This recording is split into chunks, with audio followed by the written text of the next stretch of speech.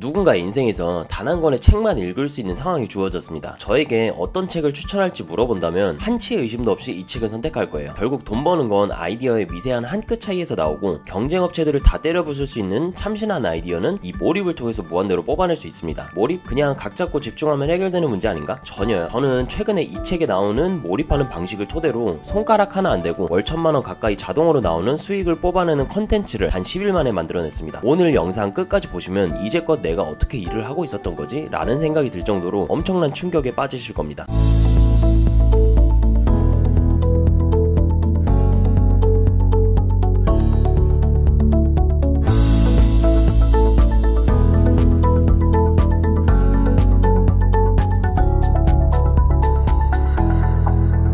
안녕하세요. 돈 버는 공략집을 여러분들께 한 챕터씩 소개하는 권 팀장입니다. 지난번 영상에서 말한 뚜벅이 영업사원에서 억대 연봉 법인 2개 대표로 만들어준 저의 인생책 4권 중 첫 번째 몰입편입니다. 4권 중에서는 가장 두껍고 추상적인 내용들이 많아서 최대한 쉽게 이야기해볼게요. 한번 쭉 따라오시기 바랍니다. 여러분의 10분이 순삭될 겁니다. 여러분 주변에 천재라고 생각하면 어떤 인물들이 떠오르시나요? 빌 게이츠, 앨런 머스크, 마크 주커버그 뭐 이런 사람들인가? 저는 천재가 태어날 때부터 선천적으로 천재가 되었다고 생각하지 않아요. 제 주변에도 20대에 100억 가까이 개인 자산을 쌓은 소위 말하는 천재가가 몇 명 있는데 볼 때마다 소름 끼쳐요. 한 달에 프로그램을 개발하는 코딩을 마스터할 정도? 얘네들을 볼 때마다 느끼는 건 다른 일을 하다가도 특정한 문제에 초집중 상태로 들어가는 속도가 굉장히 빠르고 집중을 지속하는 시간을 굉장히 길게 가져가더라고요. 마치 지금 이 공간에 나와 내 눈앞에 문제만 있다고 생각하고 진공관 안에서 집중을 하는 느낌이에요. 이 사람들은 태어날 때부터 몰입을 하는 능력이 타고난 거지 천재라고 규정짓는 건 사실 우리가 평범하다는 걸 인정하기 싫은 일종의 자기 합리화에서 나온다고 생각합니다. 우리가 뭐 천재들을 제끼기 위해서는 제낄 필요까지는 없지만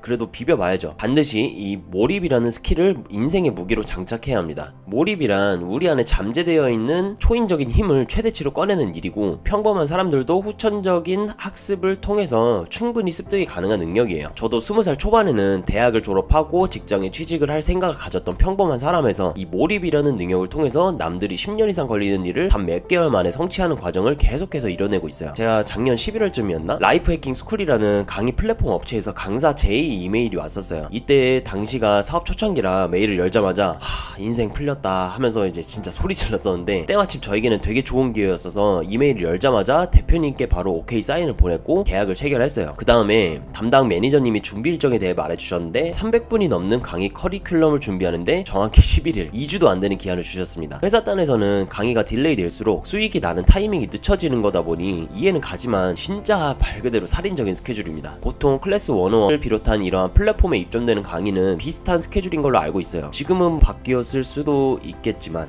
이게 얼마나 빡센 정도일지 체감을 못 하실 텐데 강의를 11일 만에 준비하는 건 마치 2주 만에 서점에 팔리는 종이책 한 권을 쓰는 것과 같아요. 일단 한다고 했고 저에게는 커리어에 큰 도약을 할 기회가 왔고 질렀으니 이걸 무조건 성공시켜야 했습니다. 11일 카운트다운을 시작하고 아침에 일어나서부터 침대에 누워 자기 직전까지 머릿속에는 온통 초단기간에 어떻게 최고의 퀄리티의 강의를 준비할까에 대한 생각밖에 없었어요. 어떤 내용부터 대본을 짜야지 라는 첫날이었지만 11일차가 되는 순간에는 어떤 내용을 좀 더 보충할까로 바뀌어 있었습니다. 제가 한 일은 딱 3가지였어요. 첫 번째 30분씩 일하고 10분씩 편히 누워서 눈 감고 낮잠 자기. 두 번째 밥 먹으러 가는 시간에도 강의 커리큘럼을 머릿속으로 수정하면서 핸드폰 메모장에 기록하기. 세 번째 하루 30분씩 헬스장 가서 운동하기. 물론 지금은 일주일이면 뚝딱이겠지만 이때는 처음 해보는 일이다 보니 생소해서 더 오래 걸렸던 것 같아요. 결국 몰입을 통해 정확히 11일 만에 120%를 준비하고 현재는 사이트 내에서 1등을 달리고 있는 강의가 되었습니다. 여기까지 영상을 보면 이건 권 팀장이니까 가능하다고 생각하시죠? 제가 아무리 여러분들도 가능하다고 말해도 저에 대해 높이 평가하시는 분들은 믿지는 않겠지만 한번 이 생각을 해보세요. 3-4달을 천천히 준비하고 적당히 팔리는 걸 원하세요? 아니면 2주 만에 내 안에 고이 잠자고 있는 잠재력을 꺼내서 빠르게 준비하고 잘 팔리는 것 중에 여러분들은 뭘 택하실 건가요? 아마 이 채널을 구독하고 보고 있는 사람들이라면 대부분 후자일 거라 생각합니다. 방금 이야기한 제가 라이프 해킹 스쿨 글쓰기 강의를 준비하는 스토리에서 몰입의 책 내용이 전부 다 나옵니다. 뇌과학을 기반으로 발견한 이 원리대로라면 충분히 가능하고도 남으니까 판매를 하시는 분들이 아니더라도 본인이 하는 모든 영역에서 엄청난 변화를 얻게 할 인생 탑 클래스 스킬을 오늘 소개해 드릴 테니까 이번 영상 꼭 끝까지 보시기 바랍니다. 우리가 이 몰입을 이해하기 위해서는 인간의 뇌과학에 대해서 이해를 해야 돼요. 잠깐만 선사시대로 돌아가 보자면 우리는 생존과 번식을 위해 머리를 풀가동하며 지나온 건 다들 아실 거예요. 사람이 살기 위해서는 영양분을 섭취해야죠. 사냥을 하고 과일, 곡식을 먹으며 식욕을 충족해요. 또 약탈당하거나 점령당하지 않기 위해 부족의 수를 늘려 이 리스크를 줄이려고 번식에 대해서는 굉장히 높은 우선순위를 둔 채로 살아왔을 겁니다. 식욕과 성욕, 선천적으로 이 생존과 번식을 위한 뇌는 유전적으로 굉장히 발달해 있습니다. 우리 뇌는 굉장히 단순해요. 어떠한 목표, 예를 들어 사과를 먹겠다고 정해요. 그러면 사과를 먹으면 목표를 달성한 거고 맛있으면 희열을 느낍니다. 이 희열은 뇌에서 도파민이라는 화학물질이 나와서 느낀 거라 생각하면 돼요. 그런데 이 희열을 느꼈다면 더 자주 희열을 느끼고 싶고 더 큰 희열을 느끼고 싶은 게 사람 심리예요. 사과를 먹고 맛있다고 느꼈다면 어떻게 하면 더 자주 먹을 수 있을까? 아니면 이 사과보다 더 맛있는 과일을 먹기 위해서 고군분투를 하는 게 인간이라는 동물이라는 겁니다.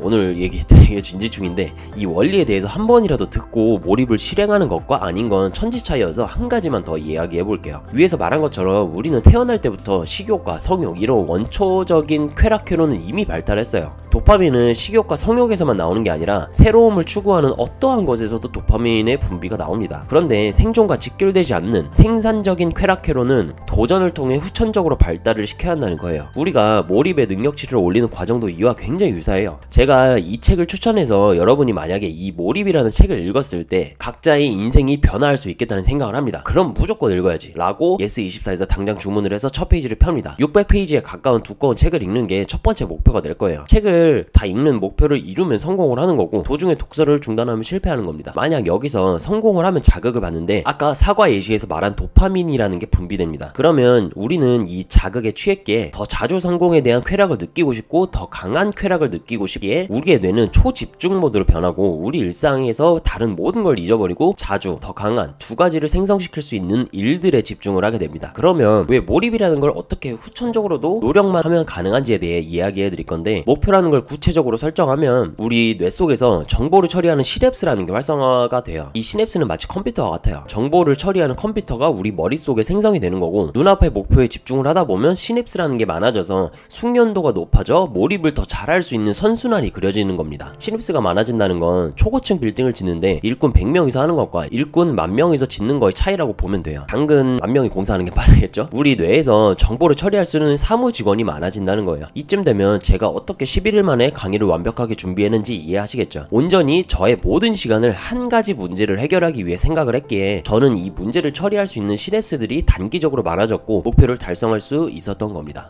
도파민, 시냅스, 뭐 이런 의학적인 단어들 어려우니까 머리 아프시죠? 이해하지 않으셔도 되니까 다 잊어버리고 지금부터 말하는 것만 기억하셔도 됩니다. 몰입을 무슨 치트키처럼 이야기하는데 경쟁자와 초격차를 벌릴 수 있는 이 몰입, 과연 이게 어떻게 가능한 이야기일까요? 왜 그럼 이렇게 좋은 방법이 있는데 사람들은 이게 안 될까요? 21세기 현대인들은 생각하는 것 자체를 무진장 귀찮아합니다. 생각하는 것보다 단기적인 재미를 추구해 빈틈이 생기면 유튜브의 알고리즘에 빠져들어 몇 시간을 킬링타임 해버리고 인스타그램으로 팔로워들의 근황을 무의식에 체크해요. 핸드폰에 잠금 화면을 열면 거의 자동 반사죠. 또한 게으름과는 다른 부류인 일어나서 잠들기까지 누구보다 열심히 계획을 지키며 사는 바쁜 사람들, 이 사람들이 비약적으로 성장하기 힘든 이유는 하루 중 잠깐이라도 생각이라는 걸 하지 않기 때문이에요. 그냥 주어진 일만 빡세게 하는 거죠. 아무 생각 없이 일 끝나면 또 일하고를 반복하기에 쳇바퀴 같은 하루하루 반복되는 삶 속에서 빠져나오지 못하는 겁니다. 제가 예를 하나 들어볼게요.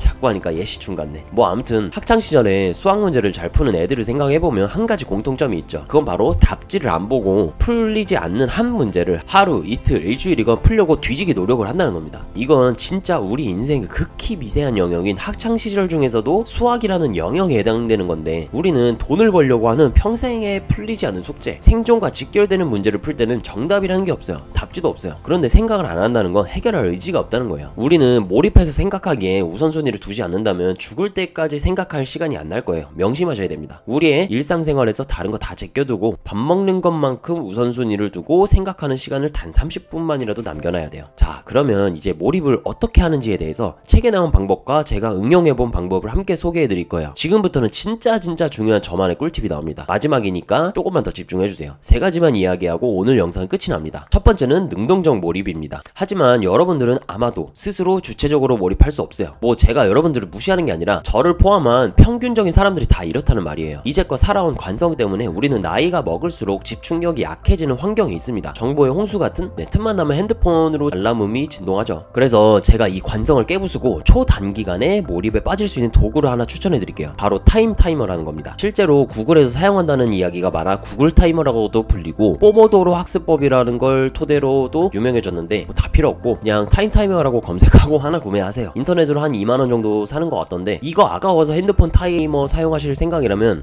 제발 제 말 들으세요. 핸드폰은 일단 업무할 때 우리 눈에서 없애버리는 게 몰입하기에 가장 좋습니다. 언제 어디서나 카톡이나 전화가 울려서 우리의 몰입되어 있는 상태를 산산조각 낼지 모르니까요. 이 타이머의 장점은 첫 번째, 빨간색 영역이 점점 작아지면서 우리가 설정해 놓은 시간이 줄어드는 게 보입니다. 이걸 통해서 내가 집중할 수 있는 남아있는 시간을 육안으로 확인할 수 있다는 점. 두 번째, 1시간까지만 시간을 설정할 수 있다는 점. 두 가지예요. 초창기에는 30분 단위로 오직 단 한 가지만 생각하는 거예요. 아마 3일 정도만 연습 삼아서 일하거나 생각할 때 이 타이머를 활용해 30분 단위로 일한다면 본인의 하루에 해결할 수 있는 과제의 양이 2배, 3배, 진짜 비약적으로 늘어나는 걸 체감하실 수 있을 거예요. 이제 오직 한 가지 문제에 몰입의 상태로 들어가는 게 수월해지셨다면 그 다음 스텝은 점점 문제의 난이도를 올려야 머리가 똑똑해지면서 몰입의 효과가 드라마틱하게 나옵니다. 어렵더라도 자신의 능력을 넘을 듯 말 듯한 문제인데 해결하는 과정에서 포기하지 않고 계속 생각하면 우리의 뇌는 보다 틈새를 비집고 들어가서 생각하려 노력하게 됩니다. 여기서 몰입 포기자들이 대거 발생할 거예요. 어려움을 좀 느끼신다면 본인이 몰입하고 있는 장소를 웬만하면 조용한 곳이나 방해받지 않는 곳으로 환경을 바꿔보세요. 왜냐하면 뇌의 일부가 주변의 사람들에 반응하기 위한 대기 상태로 눈치를 보며 긴장 타게 된다면 100%를 온전히 몰입에 사용할 수 없습니다. 사람들이 주변에 가득하다는 건 핸드폰 수십 개를 옆에 두는 것과 비스무리한 맥락이라고 볼 수 있죠. 그리고 아무리 몰입을 해도 문제가 풀리지 않는다면 사람은 급해지게 되어 있어요. 내가 잘못된 방향으로 가고 있나? 이렇게 여유 부릴 때가 아닌데. 그럴 때 책에서 이야기하는 슬로우 띵킹, 천천히 생각하기가 굉장히 도움이 됩니다. 어차피 몰입으로 무조건 풀리게 되어 있어 라는 마인드를 세팅해보시고 유유자적하게 천천히 생각해보세요. 어려운 문제는 단기간에 해결되지 않습니다. 그러면 누구나 성공할게요. 저는 문제가 안 풀리면 그냥 멍 때리면서 심호흡하거나 클래식 음악도 자주 듣고 느리게 걸으면서 산책하는 것도 도움이 많이 되었어요. 두 번째는 수동적 몰입입니다. 앞서 말한 라이프 해킹 스쿨의 기한이 걸린 강의 제작 일정처럼 우리가 무조건 해야만 하는 상황을 설정해서 몰입을 하는데 스스로에게 압박을 주는 거예요. 스트레스가 과도해지면 몸이 망가지고 정신적으로 피폐해지겠지만 어느 정도의 적절한 스트레스를 느끼면 머릿속에서 어떻게 해서든 해결하려고 몸부림을 치기에 초인적인 힘을 발휘할 때가 많습니다. 이러한 이슈가 여러분의 일상에서 없다면 스스로 생성해보세요. 그 중에서 제가 해본 가장 효과적이었던 건 지인에게 돈을 걸고 선언하기입니다. 내가 한 달 안에 몇 페이지짜리 전자책을 완성하겠다. 지금 100만원을 너한테 입금할 건데 기한 내에 미션을 달성 못하면 너 줄게. 금액이 클수록 스트레스가 세집니다. 그러면 100만원이 공중분해되는 게 아까워서라도 우리의 몸을 움직이게 되어 있어요. 세 번째, 몰입의 부스터를 달기 위한 두 가지.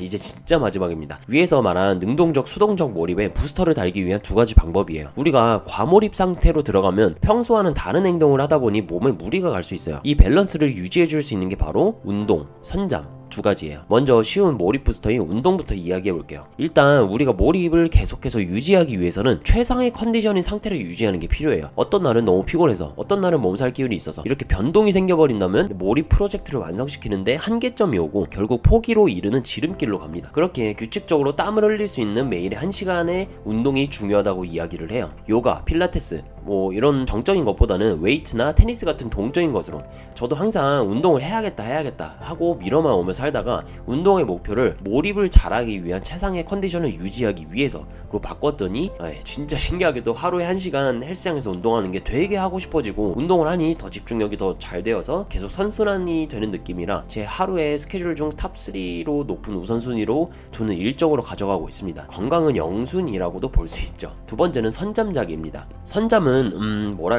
잠자는 것도 아니고 깨어있는 것도 아닌 그 중간 상태? 눈 감고 잠들기 직전의 상태라고 생각하면 이해가 빠르실 거예요. 저는 이걸 실제로 체감하고 진짜 너무 신기했어요. 우리가 학창시절부터 공부할 때 조는 학생들을 보면 정신력이 나태한 대학 가기 싫은 수험생 1로 낙인 찍히기에 저는 졸음을 웬만하면 참고 이겨내려는 습관이 있었어요. 이 책을 보고 공부하다가 졸리면 자는 게 더 효율적이구나를 과학적으로 깨닫게 되었습니다. 실제로 글쓰기 강의 생각만 하루 종일 했을 때 머리가 그냥 멈춰있는 듯한 상태가 올 때가 있었어요. 창작의 영역인 경우 특히 더 심합니다. 컨텐츠를 만들거나 새로운 기획안을 만들거나 그럴 땐 10분에서 20분씩 잠깐 이런 의자에서 눈 감고 아무 생각 안 하고 있으면 갑자기 참신한 카피라이팅이 막 떠오르거나 이건 무조건 강의에 포함시켜야겠다는 컨텐츠가 뭉탱이로 떠올라서 그 자리에서 바로 컴퓨터 앞으로 달려가 바로 메모장 켜고 커리큘럼을 추가했던 기억이 아직도 생생합니다. 이것도 되게 과학적인 원리가 적용이 돼요. 우리가 깨어있을 때는 각성 상태라고 부르며 이때는 눈으로 보던 귀로 듣던 모든 정보들이 입출력이 돼요. 또한 완전히 잠들게 되면 낮에 우리가 활동하며 얻게 된 지식들을 장기 기억에 저장하는 과정을 거쳐요. 그런데 선잠, 약간 잠들 듯 말 듯한 상태에서는 이게 공존을 하는 겁니다. 그렇게 우리가 눈앞에 받아들이는 정보들과 과거부터 현재까지 중요하다고 쌓아뒀던 장기 기억에 보관되어 있던 중요한 지식들이 믹스, 결합이 되면서 그간 풀리지 않았던 문제를 깨부실 개쩌는 아이디어가 탄생할 수 있는 거예요. 또한 아이디어가 나오지 않더라도 선잠을 틈틈이 자면서 휴식을 취하면 마치 지갑에 현금을 통장으로 옮겨서 지갑에 보관할 수 있는 공간을 확보하고 가볍게 만드는 것처럼 우리 머릿속에 새로운 정보가 더 잘 들어올 수 있는 환경을 만들 수 있게 기억력과 집중력을 높이는데 굉장히 효율적입니다. 다만 너무 깊은 수면에 빠져들면 깨어나오는데 에너지가 많이 들기에 웬만하면 눕지 말고 편안히 기댈 수 있는 의자에서 눈을 감고 있어보세요. 주변에 성공한 사람들이 자주 하는 말 중에 꿈에서 아이디어가 생생하게 떠올랐다 이런 말들을 종종 들을 수 있는데 자다가 아이디어가 나오는 거 우연 같아 보이지만 철저하게 한 생각에 몰두해서 나온 필연적인 결과라고 볼 수 있습니다. 사람마다 행복의 관점과 기준도 제각각이기에 행복은 땡땡이다 라고 정의 내리는 게 애매하다고 생각하지만 이 책의 저자는 자신이 행복한 일을 하는 것보다 과정이 행복할 수 있는 것에 초점을 더 둬요. 이 세상에 나와 지금 눈앞에 내가 생각하는 것 두 가지만 있다고 생각하면 이 순간에 우리는 몰입을 경험하고 행복할 수 있다고 이야기를 합니다. 저도 이와 비슷한 생각을 책 읽기 전부터 갖고 있었어요. 과거에 패션, 옷을 되게 좋아해서 직업적으로 깊게 몸담아 본 적이 있습니다. 내가 뭘 좋아할까? 그걸 직업으로 택하면 어떤 모습일까? 그렇게 패션 MD 자격증도 따보고 직접 신발을 커스텀해서 판매도 해보고 패션 스타일리스트도 했지만 좋아하는 일이 결국 업이 되니 흥미를 잃게 되더라고요. 저도 어느 순간부터는 그냥 이 순간에 내가 하고 싶은 일에 몰입을 하는 게 제 철학이 된 지 꽤 오래되었습니다. 이 몰입을 자유자재로 사용할 수 있다면 어떠한 일을 하든 성과가 나올 거고 그 일을 하는 과정도 행복해질 수 있으니 오늘 하루만이라도 30분만 편안히 기댈 수 있는 의자에 앉아서 최근 가장 나를 골머리 아프게 하는 문제에 대해서 천천히 생각해보세요. 이상으로 권 팀장의 첫 번째 인생책 몰입을 마무리할게요. 오늘은 제 영상 중에 가장 긴 러닝타임이었는데 엔간한 책 리뷰보다 좀 빡세다고 느꼈을 거라 생각합니다. 끝까지 봐주신 분들은 진짜 4권의 인생책 소개가 마무리되면 대성공하실 것 같네요. 두 번째 책도 조만간 업로드될 예정이니 구독과 좋아요 알림 설정으로 가장 빠르게 영상을 접해보세요. 끝까지 봐주셔서 감사합니다.